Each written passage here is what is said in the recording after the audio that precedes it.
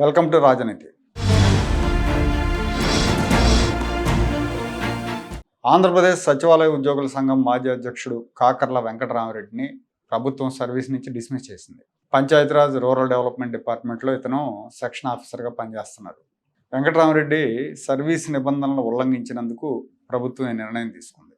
2019లో ఆంధ్రప్రదేశ్కు జగన్మోహన్ రెడ్డి ముఖ్యమంత్రి అయ్యాక కడప జిల్లాకు చెందిన వెంకటరామరెడ్డి సచివాలయ ఉద్యోగుల సంఘం అధ్యక్షుడిగా ఎన్నికయ్యారు. అప్పటి నుంచి ప్రభుత్వ ఉద్యోగుల సంఘం నాయకుడిగా కాకుండా ఇతను ఒక రాజకీయ నాయకుడిలాగా వ్యవహరించడం మొదలుపెట్టాడు. వైసీపీ ప్రభుత్వం తరపున వకాల్తా పుచ్చుకొని ప్రతిపక్షాల మీద రాజకీయ విమర్శలు చేసేవాడు. జనరల్గా ఉద్యోగ సంఘాల నాయకులు ఉద్యోగుల హక్కులు లేదంటే ఉద్యోగులకు న్యాయంగా రావాల్సిన బకాయిలు, ఉద్యోగుల సమస్యలను ప్రభుత్వం దృష్టికి తీసుకెళ్ళి వాటిని పరిష్కరించాలని పోరాటాలు చేస్తూ ఉంటాయి. ఏ ప్రభుత్వం తరపున కూడా ఉద్యోగులు వకాల్తా పుచ్చుకొని బహిరంగంగా ప్రతిపక్షాలను లేదా ప్రత్యర్థి పార్టీలను విమర్శిస్తా ప్రకటనలు చెయ్యరు.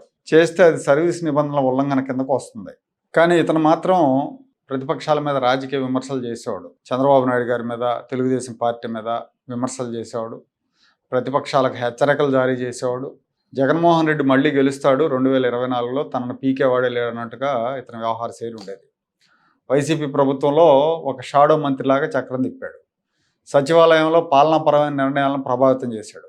ఇతనుకున్న రాజకీయ అండ కారణంగా ఉన్నతాధికారులు కూడా ఇతను చూసి భయపడేవాళ్ళు. ఇతని మీద సచివాలయ ఉద్యోగ సంఘం ఎన్నికల్లో చాలా అక్రమాలకు పాల్పడ్డాడన్న ఆరోపణలు కూడా వచ్చినాయి. వైఎస్ఆర్ కాంగ్రెస్ పార్టీ హయాంలో ఉద్యోగ సంఘం నేతగా తన పలుకుబడిని ఉపయోగించి అర్హత లేకపోయినా తనకు అనుకూలమైన వాళ్ళకు పోస్టింగ్లు ఇప్పించారన్న ఆరోపణలు ఉన్నాయి. ఉద్యోగ సంఘం ఎన్నికల్లో తనకు వ్యతిరేకంగా పనిచేసిన వాళ్ళని వేధింపులకు గురి చేశాడు. ఉద్యోగుల ప్రయోజనాల కంటే రాజకీయ ప్రయోజనాలకే ప్రాధాన్యత ఇచ్చాడు. గతంలో ఆయన మీద ఉద్యోగుల కాండక్ట్ రూల్స్కు విరుద్ధంగా వ్యవహరిస్తున్నాడని ఇతని మీద విచారణ కూడా జరిగింది. ముఖ్యంగా ఇతను ప్రతిపక్ష నాయకుల మీద అనుచిత వ్యాఖ్యలు చేశారనే అభియోగాలు ఈయన మీద ఉన్నాయి. ప్రభుత్వ ఉద్యోగుల్ని ఒక పార్టీ వైపు ప్రభావితం చేస్తున్నారని, ప్రభుత్వ యంత్రాంగాన్ని దుర్వినియోగం చేస్తున్నారన్న విమర్శలు వచ్చినాయి. ప్రభుత్వ ఉద్యోగులు ఏ రాజకీయ పార్టీకి కూడా బహిరంగంగా ప్రచారం చేయకూడదు, రాజకీయ కార్యక్రమాల్లో పాల్గొనకూడదు. అది సర్వీస్ రూల్స్కు విరుద్ధం. కానీ వెంకటరామరెడ్డి మొన్న 2024 అసెంబ్లీ ఎన్నికల్లో కడప జిల్లాలో వైఎస్ఆర్ కాంగ్రెస్ పార్టీ అభ్యర్థుల విజయం కోసం ప్రచారం చేశాడు. డబ్బులు పంచారన్న ఆరోపణలు కూడా వచ్చినాయి.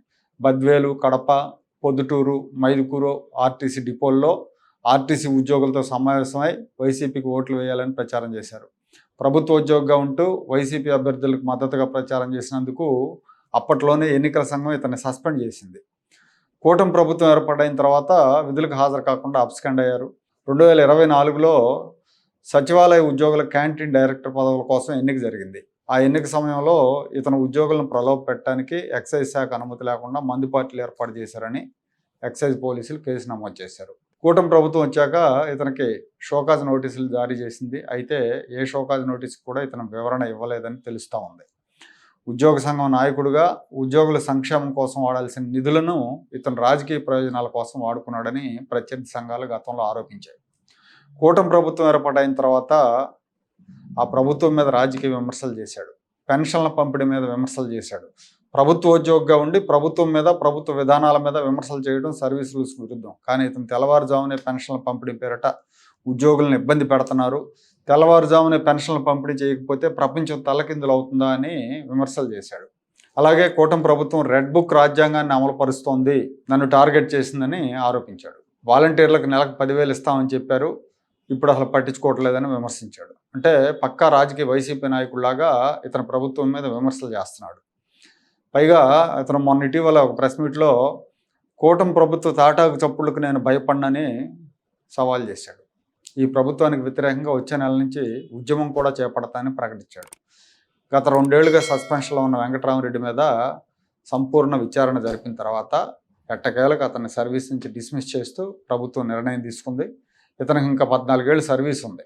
ఉద్యోగం నుంచి తొలగించడం మూలంగా ఇతనికి రిటైర్మెంట్ బెనిఫిట్స్ కూడా రావు. అయితే జీతం మీద ఆధారపడే పరిస్థితి కాదు ఇతంది. వైసీపీ హయాంలో బాగానే సంపాదించారని ఇతని ప్రత్యర్థులు చెప్తున్నారు. అధికార పార్టీ అండతో ఒళ్ళు కొవ్వెక్కినట్టు ప్రవర్తించిన వెంకటరామరెడ్డికి తగిన శాస్తి జరిగిందని ఆయన బాధితులుగా ఉన్న ఆంధ్రప్రదేశ్ సెక్రటేరియట్ ఉద్యోగులు హర్షం వ్యక్తం చేస్తున్నారు.